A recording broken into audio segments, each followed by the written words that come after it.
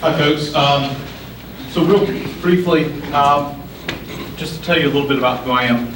I'm a recovering sysadmin. I spent about a decade in operations before someone said, hey, would you like to go to one of those crappy IT jobs you used to have out of existence and start working on infrastructure as a service.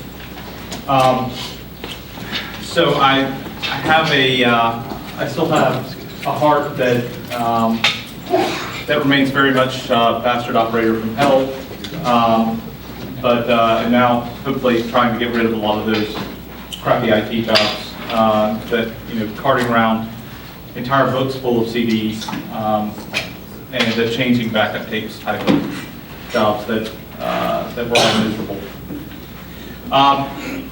Pertinent to today, I'm a committer and project management committee member for Apache CloudStack. I also design very ugly slides. For that, I apologize. My corporate overlords have actually complained about the ugliness of my slides because apparently you must have beauty in addition to substance. So, real quickly, Apache CloudStack's an open source infrastructure as a service platform. It's been around since 2008, and it's pretty proven at some pretty large scale. So the largest production deployment that I'm aware of is 30,000 physical nodes under management. It's got things like a beautiful UI that, of course, no one uses for real work because you can't do real work in a UI. This is what you show to your manager, right? It's got an API to interact with. So there's EC2 if you're using things like Photo or you're already heavily using the EC2 API. And it's also got its own native API, which I'll link to and you can't read. So that's how you would do real work, right? But on a bigger picture, the constraint that infrastructure as a service removes is that it gets your processes and your especially the manual processes out of the way. And so you can go from taking 2 weeks or 2 months to provision a machine and get that down to 15, 30 seconds to provision a machine. I actively know of web scale companies who, prior to introducing infrastructure as a service, said that their time to provision a virtual machine was 3 months, and it involved 8 different departments. So think about that for a second. I was at a school about the size of NC State last year, and they told me it took them 8 weeks to provision a virtual machine, and it was 12 different departments that had to sign off on it, or process something about it. So that introduces some problems, right? So people want to get things done. They do not want to wait needlessly on you. And those kinds of delays are harkening back to pre-virtualization. When you actually had to go get the PO, you had to get the hardware shipped from the vendor, then you had to rack and cable it.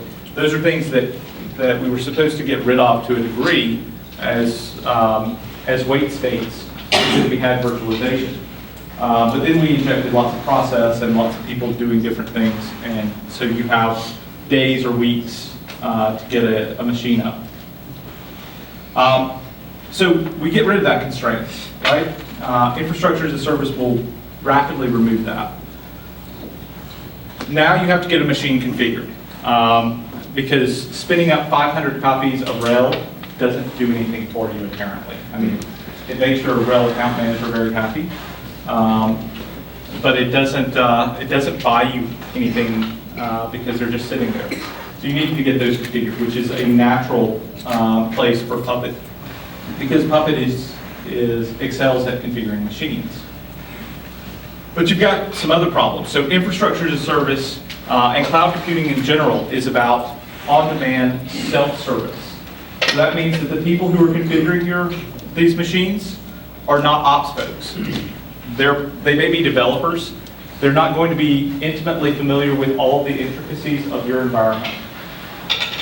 And so you essentially have to have a way to get them to a sane state, a state that's both acceptable to the organization and that's also going to work for them as they're developing things. Having a development environment that doesn't look anything like production doesn't help anyone. So the first step that we've got to really talk about is how do you handle all of these people spinning up machines that you're not necessarily involved with anymore, and making sure they're configured correctly. So baseline, you can do a baseline, and you should do a baseline.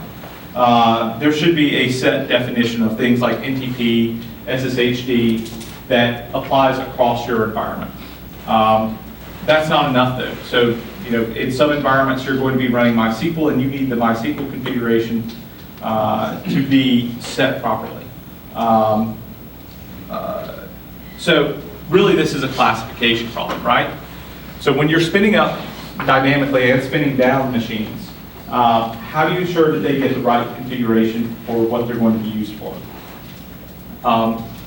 So we'll, this is very opinion laden, so feel free to disagree with me. I'm happy to have you flame me here or on Twitter, but I think the wrong way to do this is dedicated images for each purpose.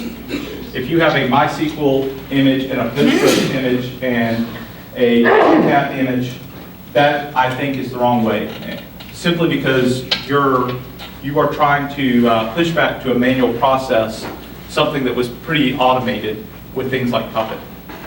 And yes, you can use tools like BoxGrinder or TorqueBox to build images on the fly, but why would you do that when you can build a baseline image and then have Puppet or some other config management tool build atop that? So I think this is the wrong way. There are some very successful places doing this and doing this at massive scale. So Netflix has each iteration is a new AMI for them. They're completely in EC2. And they've got a project called Denominator that essentially builds those AMIs and will, when they start spinning them up, they start spinning up hundreds of thousands of new AMIs rather than spinning up, rather than going in and having config management changes. Again, they've invested tons of time into making that work for them, and I personally think that was the wrong decision, but it does work for them. I think it's bad practice. And so the next way is you can manually edit nodes.pp. How many folks are still doing this in their Puppet environment? They manually edit node or site.pp. Okay. That works at a small scale, but you'll notice that if you have someone going out and manually or in an automated fashion acquiring an instance for themselves, and then they have to wait on you to apply configuration, you've just made yourself the constraint in getting things done. And while you may be really good at getting out of the way, that's needless, I personally think. You can also glob, right? So if your nodes, if all of your database nodes are node db star dot whatever, you can glob for node name or cert name, and based upon that name, apply configuration. How many folks are doing globbing? Okay. So that essentially allows you to kind of wildcard to a degree your configuration management. The problem is it requires that your people or your systems apply a same name. So what happens if instead of DB star, they say MySQL star? What if instead of all lowercase MySQL, they do capital M and capital SQL? That makes globbing a little more difficult to do correctly. You have to assume that the folks who are provisioning machines are going to do that sanely, and they're developers, not ops folks, so you can't guarantee that either. So you can do everything as default. This gets back to the baseline, right? So you can have everything that's deployed have get all of your configuration. And if you've got a single application that you care about, maybe this works for you, but I don't think this is a good solution for most people. I do think you should have some minimal configuration set as default, just in case your determination of what it is fails. They should have things like SSH and NTP all configured the same way. How many folks are using an ENC? How many folks don't know what an ENC is? Okay, so an external node classifier is essentially a separate set of truth. It's separate from Puppet, rather, that has information on how you should classify and how configuration should be applied to the machines. And so it's going to, a lot of people use LDAP. A little later I'll show you using CloudStack as a quasi-ENC. But external node classifiers can be incredibly powerful, and essentially Puppet queries them when the machine checks in and says, hey, this machine checked in, tell me the pertinent information about this machine, and then I would go and use it. So ENCs are certainly get you much more scalability. They also are going to require a lot more external setup. How many folks use facts to determine? So I think facts are incredibly useful, particularly in an infrastructure as a service environment, because you can set variables, metadata about an instance. So, you know, I could have the fact in question be an IP address. I could have a fact be the operating system version, the architecture. Essentially, any of the facts that Factor provides, or you can also write custom facts. And we'll also, so the first solution that I've seen, and I can't take credit for this, guy who worked at a major movie studio in LA came up with this first method. And essentially he would define metadata about the instance that was exposed to the instance, just like user data in EC2. He would define that, and then he had written a custom fact that would go and query that, and then that was a fact provided to Puppet when the machine checked in. So here's some of his metadata, right? Role equals web server, location equals data center 1, and environment equals production. And so these are just key value pairs that he's pushing into that metadata, and then that gets parsed as a fact, so that when he stands up that manifest, he says, okay, if the role is web server, I should include HTTPD. If role is database, I should include Postgres. And of course, you can create essentially a gigantic decision tree based upon all of those different key value pairs that are in there. So do something different for production versus testing or QA, and each one of those roles behaves differently based upon, you know, a decision tree that you're essentially doing with case statements. So I don't have a ton of time to jump into this, so I'm going to provide you links. There's also a video up there. You should definitely watch that. So if you want the fact stuff for querying user data, and you could easily adapt that to EC2 as well. That fact is there. It's on GitHub. If you want blog details on that, you can see that. I think he's also presented this at Puppet Camp in LA, so you can see a video of, actually, I know you can see a video of him doing that. So I only have 45 minutes. You should go watch the video because he takes about 45 minutes to go through it as well. So that's one way. You can also have, you can also set metadata that is not exposed to the instance and have Puppet then query your infrastructure to the service platform. So everything from what availability zone is that provisioned to what availability, is that a high availability machine? Is that how many network interfaces?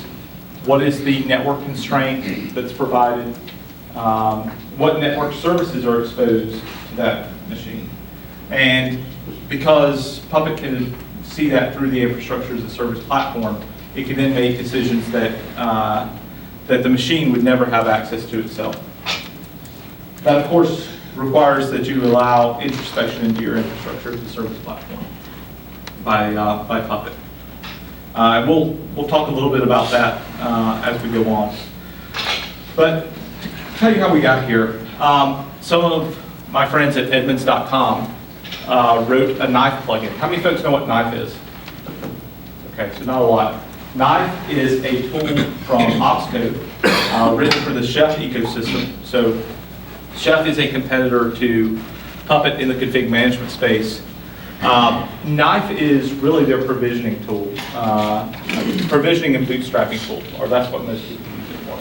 So it allows you to do things like bring an instance up and automatically bootstrap it so that Chef is installed, and you can also tell it what your run list is so that it automatically gets configured. And Knife is really a useful tool. It's unfortunate that it's in the Chef ecosystem. But anyway, the folks at Edmunds.com were a Chef shop. They wrote a Knife plugin for CloudStack because they were using CloudStack, and essentially they went and extended Knife a little bit so that instead of bringing up a single machine, they could bring up an entire application stack with Knife. So, and there's yet another link you can't see to that Knife plugin. So this allows you to create a virtual machine doing Knife CS server create, right? So this made it easy on developers to provision a machine. They'd have their API key and secret key somewhere, and it would spin a machine up. That's not really that groundbreaking. You can do that with a lot of tools like Bodo or other things. So this is what became really fascinating. I apologize that this is so small. So they were able to define things. This is a Hadoop cluster definition. And so they were able to define that their Hadoop cluster was 3 Zookeeper nodes, a Hadoop master node, and 3 worker nodes. Then they went in and they defined what ports were open on each of those. So port 2181 is open on Zookeeper. 50,070, 50,030, and 60,010 on Hadoop Master, and 50,075, 50,060, and 6030 on the worker nodes. You'll also see they're defining how heavy these machines need to be. So you'll see the worker nodes are medium, the masters are large, and the Zookeeper nodes are all small. So think of that as similar to M1 medium type of designations for how much CPU and RAM they've got. You'll also notice the template, so the base disk image that they're getting, in this case is all RHEL 5.6. And then you'll see this run list, which is very similar to includes in Puppet, right? So they're defining that this is part of cluster A, that this is a Hadoop worker, and that it's also an HBase region server. And so that essentially, this defines 7 machines provide a Hadoop cluster in their environment. And this is a relatively small example, but in production they were actually doing this at 50 nodes, 50 node total for their Hadoop environment. That allowed their developers to say, hey, I want a Hadoop cluster. Let me go run this one line and I'll have a Hadoop cluster up. The network will be configured properly. Because you can see, so you can see, for instance, that the Hadoop master has 2 networks, while the others are just getting a default network. But that allows a developer to say, hey, I know that I want that Hadoop cluster, and I want it configured, and I want it working when I start it. I don't want to have to wait on someone to go in and assign it to the proper networks, bring it up, and then have to go through the steps of configuring it all. So this would allow, a single line would allow them to do that. So there's one problem with that. The first is, I'm a Puppet guy. I've used Puppet at 3 or 4 different employers now, and I really just agree with the Puppet design philosophy a lot more, and I don't want to really learn Ruby. So I was jealous. I wanted this type of functionality, but there was really nothing on my radar that looked even remotely similar. So then I went to FOSDEM in 2012, and a large map-making company based in Europe said, hey, we really like this thing that this guy from Puppet Labs did for OpenNebula. And so Ken Barber, who's a Puppet Labs employee, had essentially written resources for OpenNebula, which is another infrastructure as a service platform.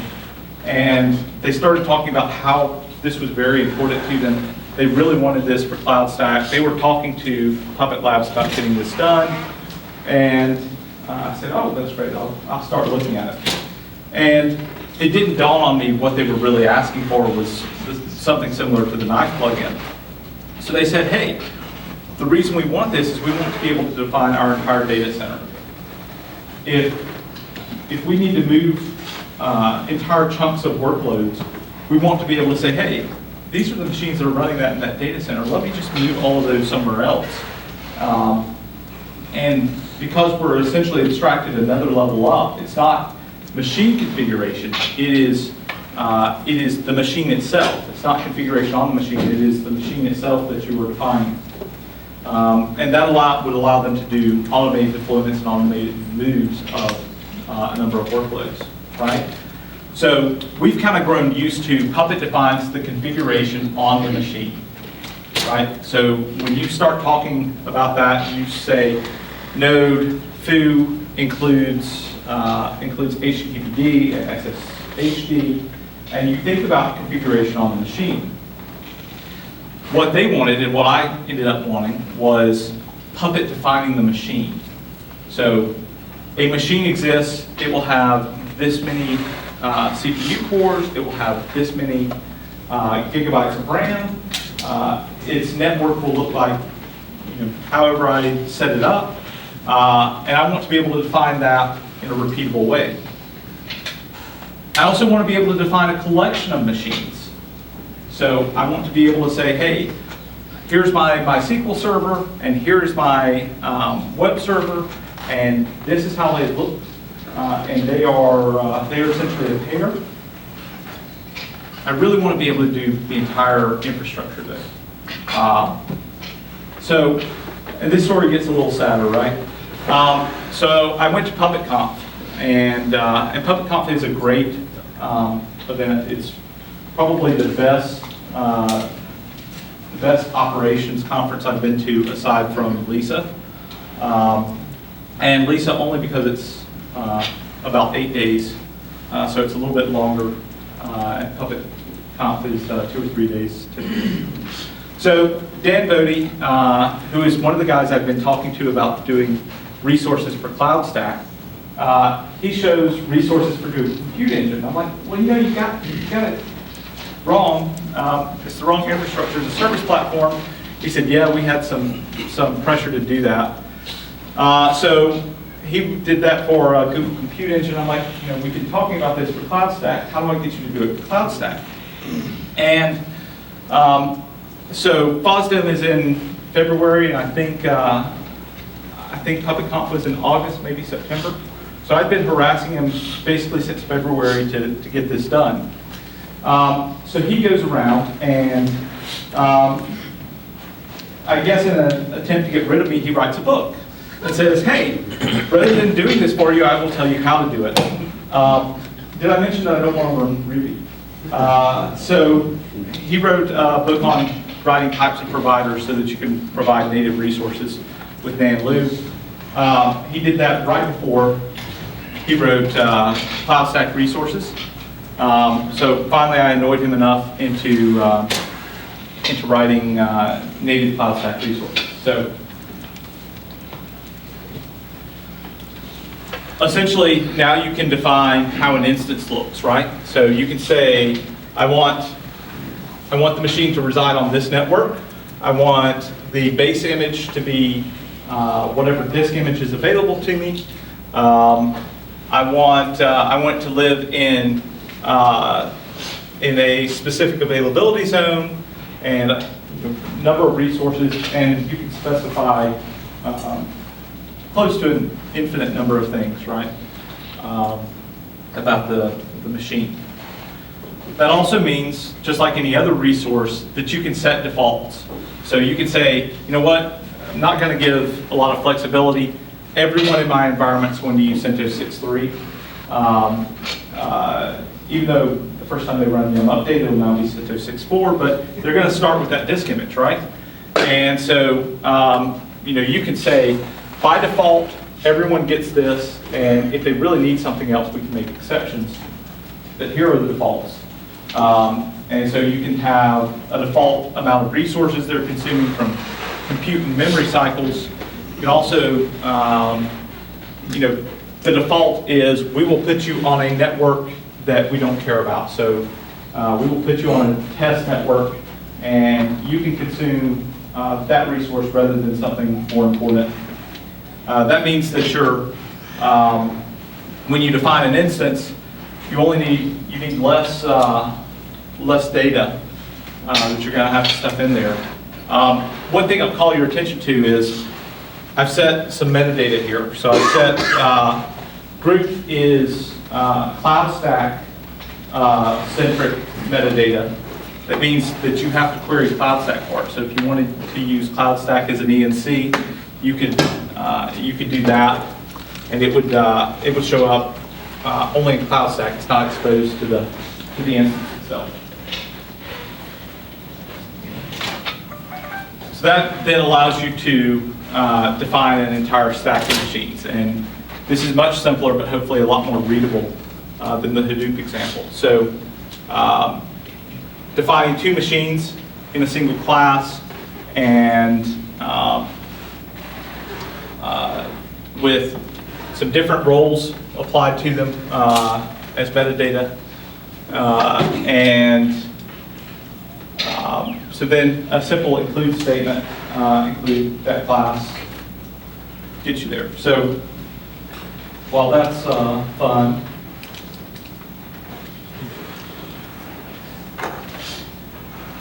so you'll see, so I've got commented out there user data, which is data that's actually exposed to the instance itself. But I've got group set in this. So this is a definition of a single machine.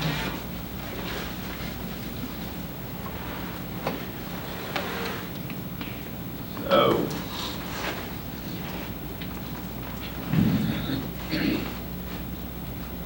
you get to see a factor bug.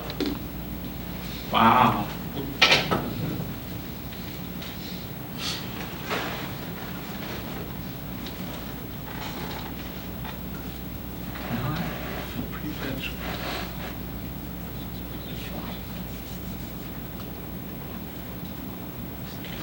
So let's go verify that my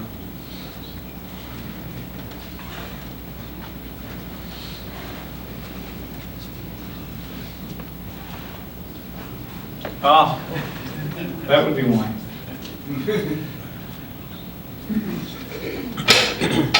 I guess if I agree that maybe this will work.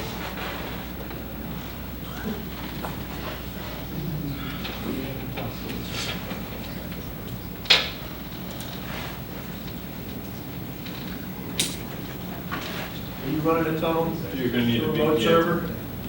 No. I think it only allows 80 and 443 out. Okay. All right, that's not terribly helpful then.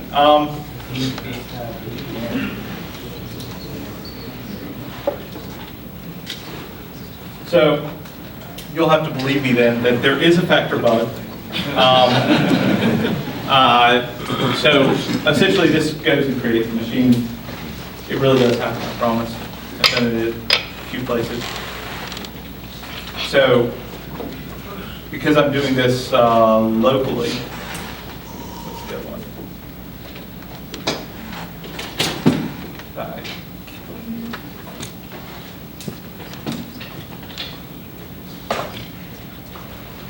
That also means, wow.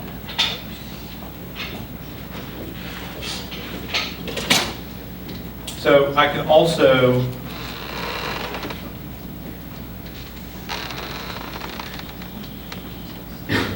we'll pretend to do it from PowerPoint, I guess.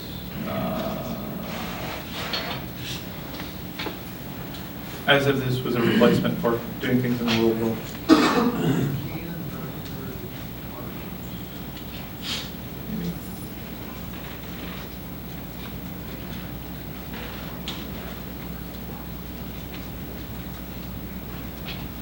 So simply having an include statement will do this. The interesting thing is that if a machine, say foo4 in this example goes away, the next time Puppet cycles through and tries to apply that, it will bring up a replacement for foo4. It also allows you to change things. So if you wanted to change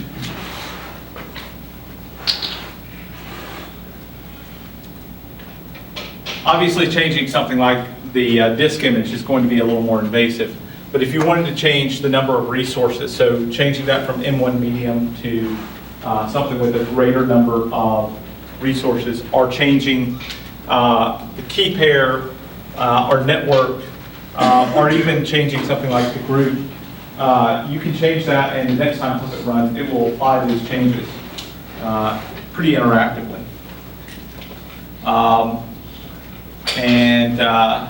So essentially, if you have a pimply-faced youth who goes and destroys a bunch of instances, they will all get magically recreated. You still have to deal with data, getting your data back, but at least if it's something like a web server that doesn't really have stateful data, it's back and exists. So unfortunately, I can't show you that, which takes about 7 minutes. So what questions can I answer for you? No one has questions at all? We're in awe. What did you say? I said we are in awe. In awe? Awesome. Well, I'm happy to awe you, but I'd love to pick your curiosity as well. Go ahead. You said something earlier about if you have a smaller set of machines, you might not be looking at this. What's the smallest set of machines that you know of using Raleigh? 2. And essentially it's a dev test environment, and they essentially expose that to their developers. Their developers get very limited leases. So when they go and provision a machine, they have a reservation system that says, do you want this for 1 hour, 1 week, or 1 day? And you pick one of those, and at the end of that time, that machine vanishes. So hope you've committed everything to SVN or GET before the machine dies. They seem to, I was surprised at how small that was, but apparently because they're churning through machines so fast, that works relatively well. I regularly see deployments at somewhere between 5 and 30 nodes that it blows my mind how large of a base they're supporting. The movie studio that I referenced at the time that they did all of the Puppet work, they were only at 60 nodes, and they were doing a lot more than dev and test on it. They essentially were replacing a proprietary transcoding product that cost them millions of dollars every year for licensing fees. They traded that out for FFmpeg running in parallel on scores of machines that were brought up on demand. Saved them tons of money and time, and for the workload that was actually happening, I was pretty surprised. So, I mean, do the users, are they characterized then by large amounts of node turnover? Not necessarily. So I think the people who have the most fun and that are the most visible are the people with high node turnover. I think there are a lot of places who are doing this simply for their dev test environment to get out of developers' way. And then they may be doing production there as well because it's easy to continue doing it. But that stuff tends to stay up much longer term and doesn't tend to be node turnover as much as configuration turnover. So, Puppet will be providing the changes to the machines rather than physically changing the machines, destroying and recreating. Yes, sir. Does CloudStack have the live motion dragging VMs across the place, different chassis and that sort of fun? So, depends upon how you define that. So, it's a function of the underlying hypervisors, right? So, so KVM and XenServer and VMware can all live migrate to machines that are sharing the same storage very easily. When you're not sharing the same storage and you want to do something like vMotion with DRS or XenServer, I think, calls it storage motion,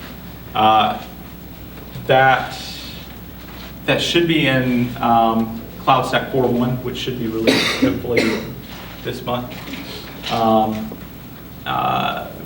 That's a lot more difficult proposition because you're talking about moving tons of data across storage resources.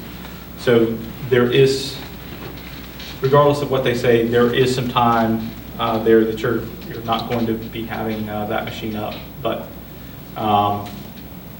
so yes, for the simple stuff where you're already sharing storage and you're just moving it around within the cluster, support that across all hypervisors. If you want to do, cross-regional migration, it's slow, and if you can tolerate the downtime, you can do it. But a lot of people expect it to just magically pop up on the other side of the world working. It does not work that way, and that's an underlying hypervisor limitation. So, DRS seems to do the best job with that because they try and keep block devices synced. But it's still far from perfect, I think, for much of the sysadmin thing. I can help you get on the network if you want to do the demo. Sure.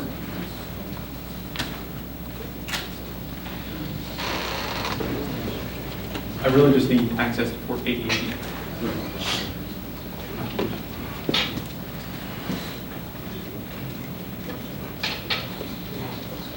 While he's doing that, anyone else have any other questions? Yes, sorry. I had a question. You brought up ENC being a more efficient way to handle nodes. Mm-hmm. And the examples you were given, with OpenStack, would you provide the ENC information, or where were you getting the ENC information? So in the examples that I was providing, you could use CloudStack as that ENC. So essentially you would have Puppet query CloudStack. And that's actually part of the resources that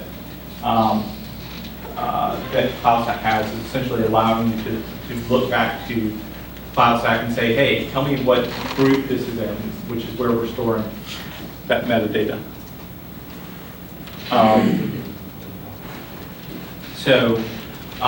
Yeah, you would be querying back to CloudStack and say, hey, show me this, show me the roles or whatever that are associated with this node, and then making decisions based upon that. Sadly, I'm running, outstanding, thank you, sir. I'm running this solely as a client. So I don't have a lot of, I don't have the nodes that I spin up. I don't have those nodes calling back to this, to my laptop, so I can't easily show that to you. So let's see.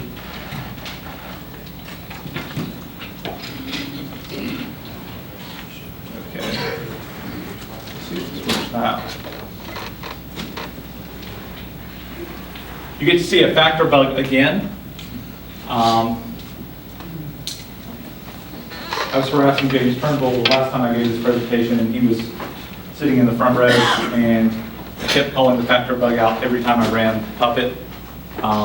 For some reason, this specific hardware, which it's a MacBook Air, running Fedora, seems to think that it does not have an IP address. Which version of Factor?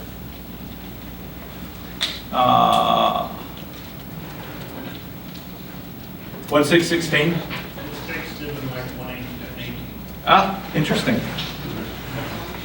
That does give me one less thing to harass the Puppet folks about there, so I don't know when I can bring. So, assuming you can read this far down, it took 18 seconds to go and create this node. So, we can come look at our instances list. Foo now is here, and maybe has actually booted up by now.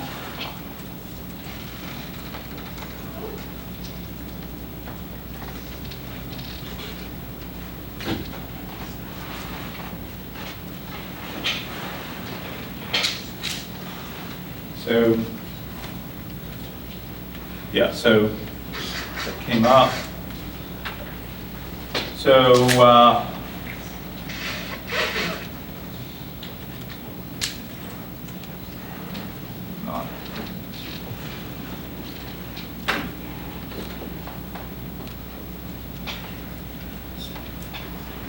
all right, so let's go and change something about it real quickly.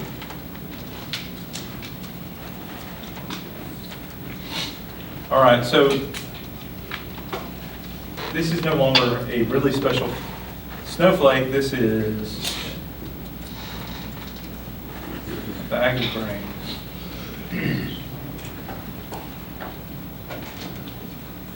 There's a factor bug again.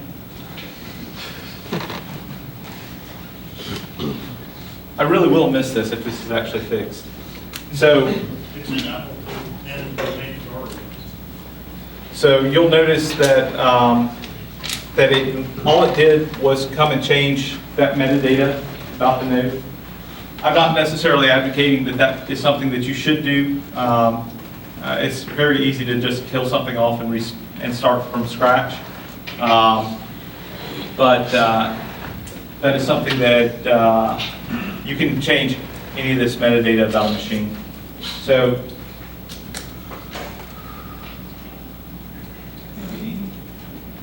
let's come over and we'll destroy this instance, which will take us just a minute, because it's going to try and do a clean ACPI shutdown.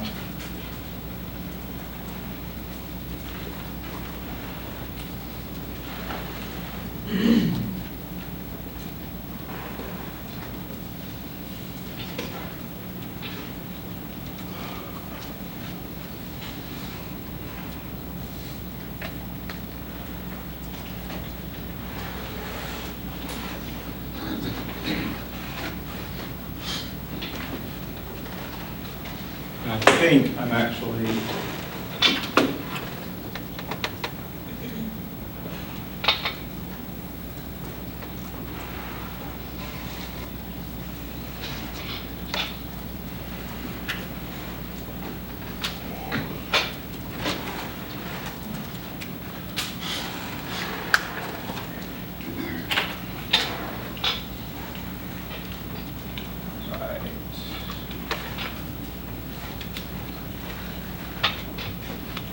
so it'll take 2 seconds for this to stop.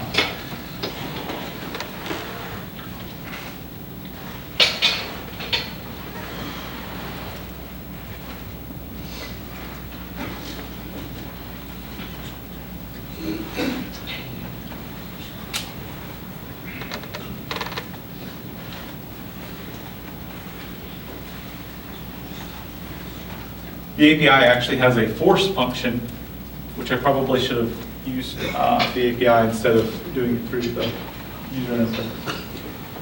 Stop and waiting.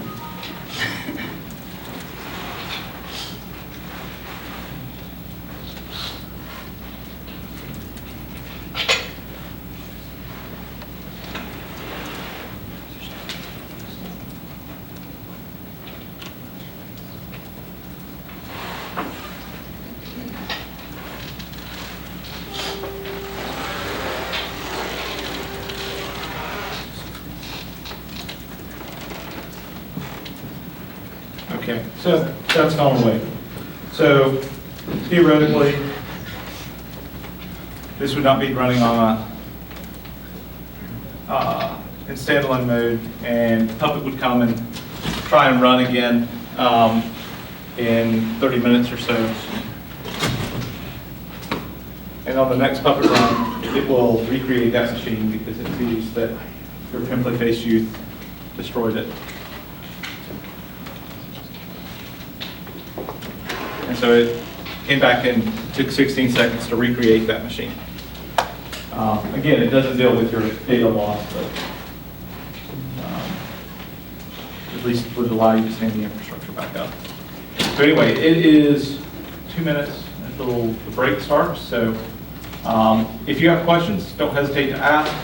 I'm also here, so don't hesitate to catch me during the day. And thanks for sticking around and listening. Appreciate it.